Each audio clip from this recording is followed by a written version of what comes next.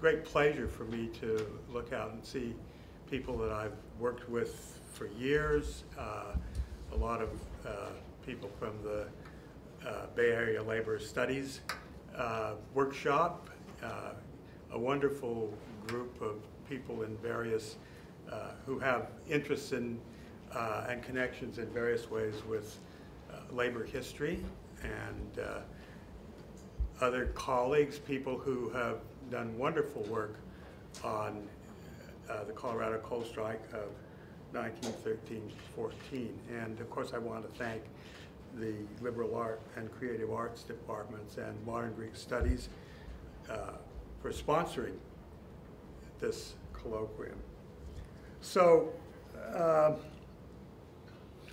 you know, actually, Martha and Dean Bernardi pretty much said everything I had to say before. Anyway, you know, I'm an old teacher, so I know you have to repeat things twice if you forget it. But you'll see that I'm picking up themes from both of them. So the title as much says, Why Ludlow Matters. I'm particularly pleased and honored to be chosen to give the keynote speech at a school from which I graduated 50-some years ago. I arrived at what was then called San Francisco State College after 2 years at a small liberal arts school in the Midwest, and then another year of trying to learn, doing my best to try to learn modern Greek in Athens. The school, San Francisco State, it was a revelation. Streetcar college at one of the most interesting, at the edge of one of the most interesting cities in the world. I have to say my classes were great.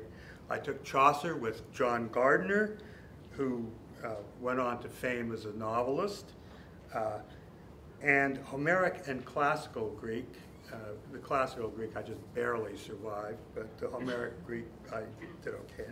I took those with Michael Nagler, and Nagler's response to the Kennedy assassination in the year I started at SF State was to immerse himself in peace studies, and he founded the program by that name at the University of California at Berkeley, and has been a classics professor there for many years. Mike Nagler's Homeric Greek class was a microcosm of the school as a whole.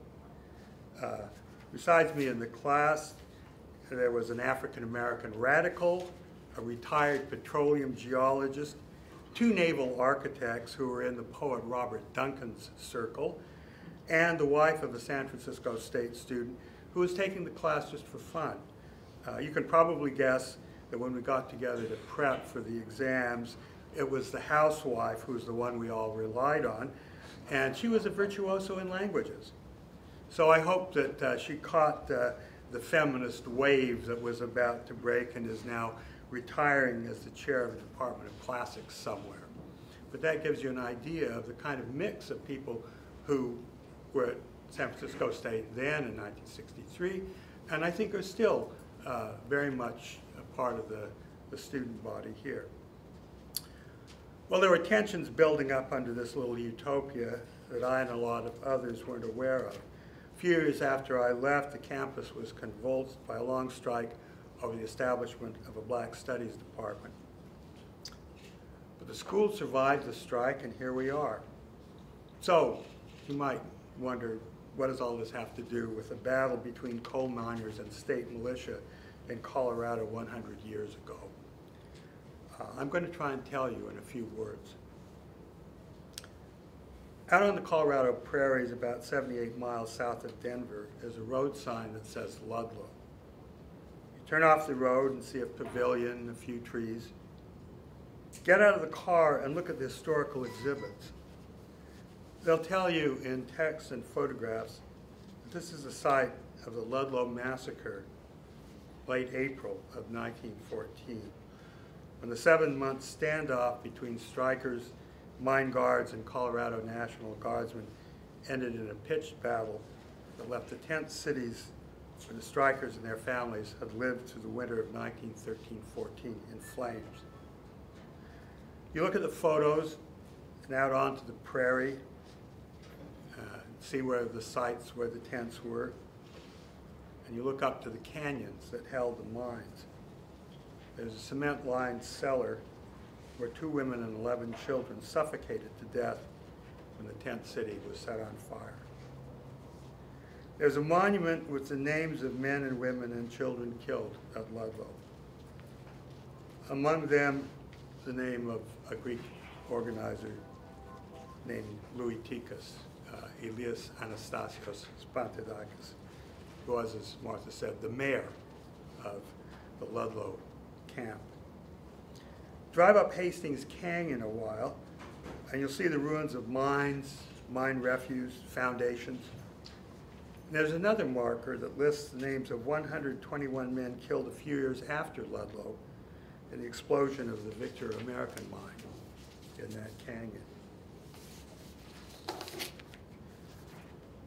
40 years ago, plus or minus, I had the great privilege of meeting and talking with some of the people of the Great Colorado Coal Strike.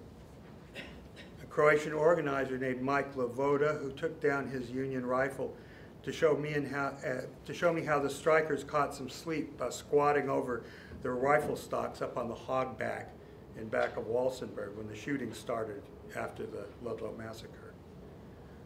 And then there was Mary Thomas O'Neill, who left Wales with her 2 small girls to follow a runaway husband to America, and who had been the leader of the singing of the Ludlow camp. You know, she was Welsh, she could sing. Mary told me how Mother Jones had said to her, "Now, Mary, start the singing. I want them," the mine bosses, "I want them to hear it." "Now, what are you doing?" to the mine boss. "Now, what are you doing?" "Why, I've got the people right here who want to talk to you." Well, that sent a chill down me, for I heard the voice of old Mother Jones herself leap into the present. Then there was that good Cretan, Gus Papadakis, who told me how he understood socialism. I eat, you're hungry. It isn't right. I will never forget these people. Today you'll hear about Mother Jones, Louis-Tikas, and others who fought for the enforcement of safety rules that would have prevented such carnage as the Hastings explosion, who fought for justice in the coal fields of southern Colorado. Like most strikers, the miners of 1913-14 had dropped their tools to better their economic lives and those of their families. Southern Colorado then was run along the lines of a feudal fief by the Rockefellers and others who owned the mines. The mining camps were ruled by the companies and their swaggering mine guards. Safety was horrible. There was a saying then, "Dagos are cheaper than props."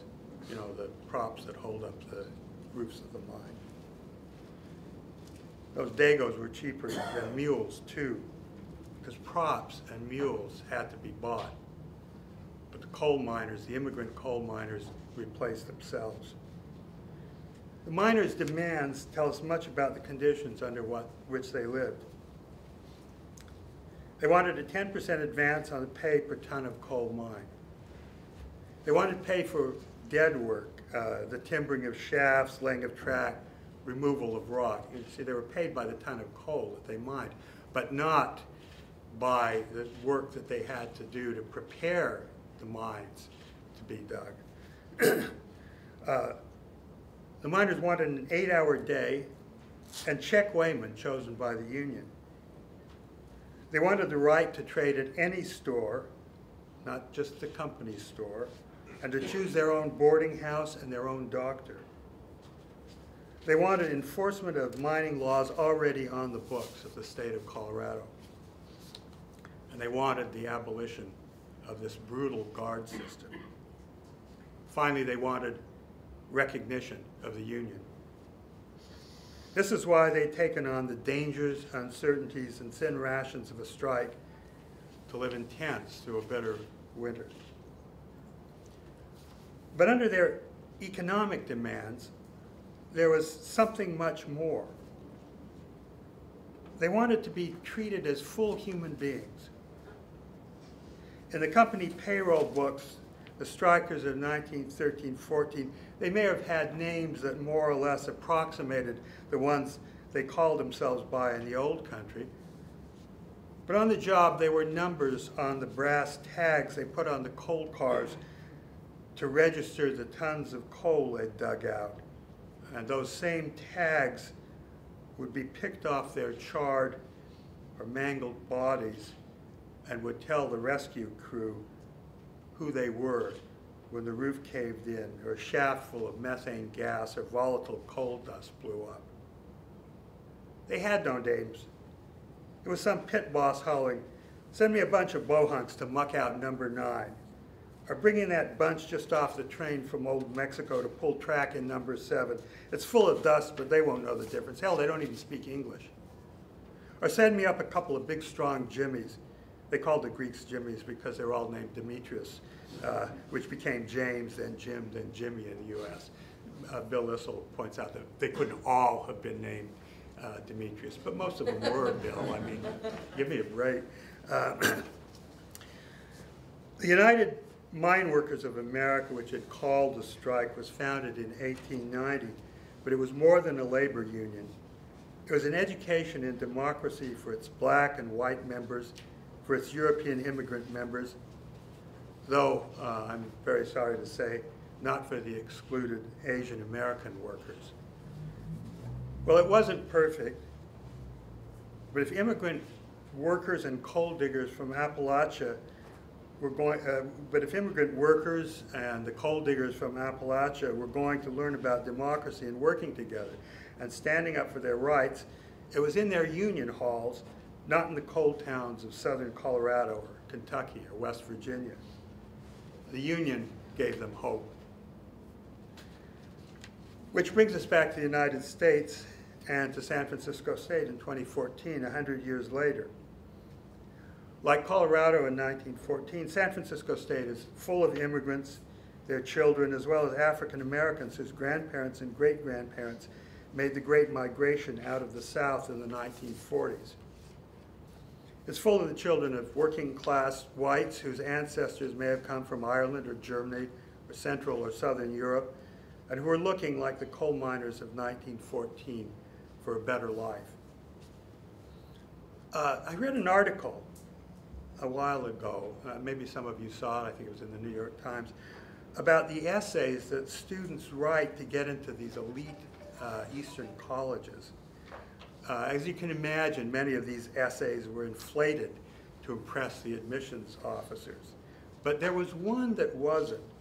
It was by a Chinese-American child and immigrants who said that when he thought of his parents, what he remembered was the smell of the uniforms from the fast food restaurants that hung in the hall of their small apartment. They worked 9 or 10 hours a shift to give him a chance at a life they would never know. That could have been written by more than a few San Francisco State students, past and present. Like the miners of 1914, today's students are looking for a better life. But they're also looking for more. They're looking to be treated as full human beings. That's the best and the most important obligation of a university like San Francisco State.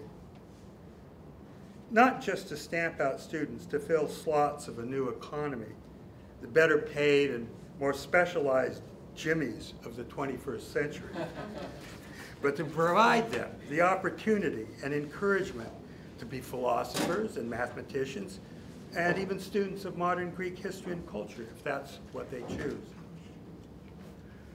Today's economy bears little resemblance to that of 1914. Coal mining persists, of course, and it's still terrifically dangerous. Here and worldwide, just look in the papers. Every month brings news of some disaster in China, in Russia, in the United States, anywhere where coal is mined. Most United States workers don't look like coal miners nowadays, but many of them work hours that are just as long, have as little to show for it, and some are treated as badly as the miners of 1914. After the Ludlow massacre and the subsequent fighting died down, the strike was lost.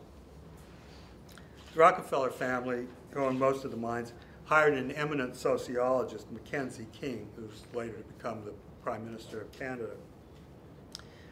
And with King, a pioneer publicity man named Ivy Lee, to put a gloss on the atrocities of the past and to paper over the injustices that continued. The plan gave the workers some relief from the worst abuses and established company unions that essentially left the workers with no power over their destinies and which were banned by the Wagner Act of 1935. American workers are still living under versions of the Rockefeller plan in many ways. Employees at Walmart sing the company song with company cheerleaders, but their attempts to unionize are massively pushed back by economic power plays and armies of attorneys. Retail workers are now associates rather than employees, as if they have some say in the companies they work for. Higher paid workers in technology get free buses and meals and toys, but they're hired and fired at will and are being squeezed by a new group of immigrants to this country. Immigrants from South Asia, who, like the Italian and Greek and Japanese coal miners of yore, will work for less than organized workers. As far as workers' rights go, we still have a long way to go. So beyond thinking about the history of a certain violent confrontation in a particular time and place 100 years ago, this need to recognize and fight for the full humanity of American workers and of American students, too, is why I think we're here. And thank you.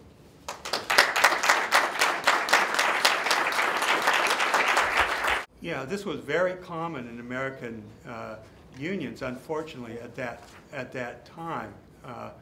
And in fact, if you look at the history of San Francisco, which Professor Issel is an expert on, you'll find that one of the hearts of the budding union worker in union organizing in San Francisco was based on excluding Chinese workers. I mean, it's a horrible thing to say, but now, of course, Asian workers and Hispanic workers are at the heart of the most vital, and in my opinion, union in America, the service workers. So, they've come into their own, and I think they're also getting that same kind of education in democracy that the European and African American workers in 1914 got from their unions. So you mentioned that that there are workers today who are treated as badly. Is that in this country? And can you give some examples? Like, has there been workers who have been massacred or? Okay. Well, overt massacres of workers in this country have pretty much gone by the way. But if you want to see a great labor film, take a look at Barbara Koppel's Harlan County, USA.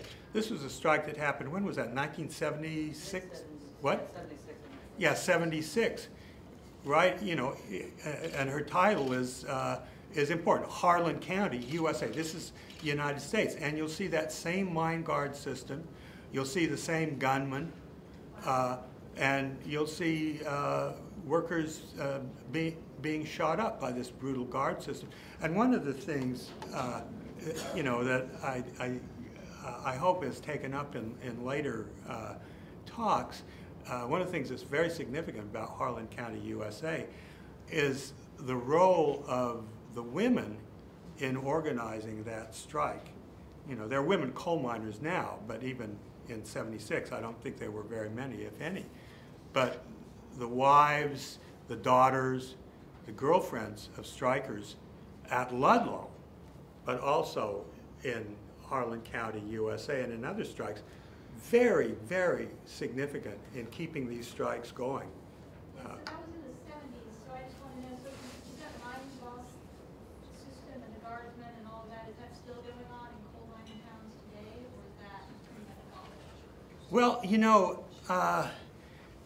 I think it's going on, but not, not quite as blatantly. But the minute a strike breaks out, suddenly you'll have,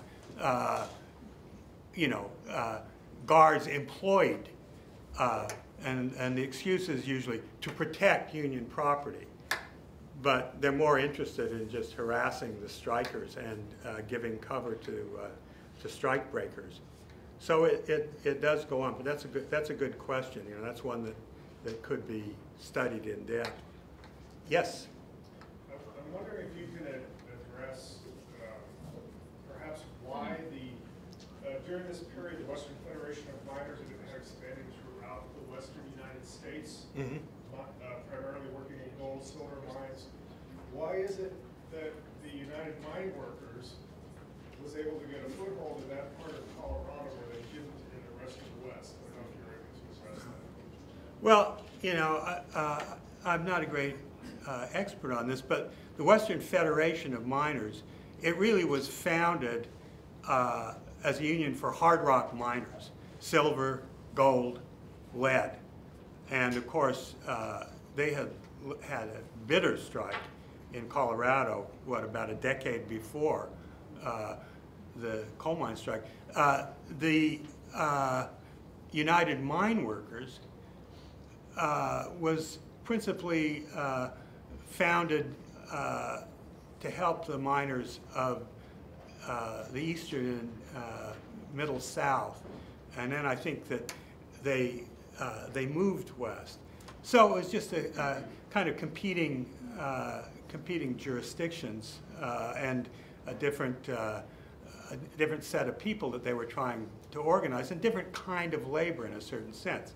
Now, the IWW, which would play a role in the 1920s in a big Colorado coal strike up in the northern fields, of course they had the idea of the one big union, and maybe this is utopian, but their idea was that all workers should be part of one union, and that includes workers who worked with their heads, clerks, secretaries, people like that. So they had a more encompassing idea, but they were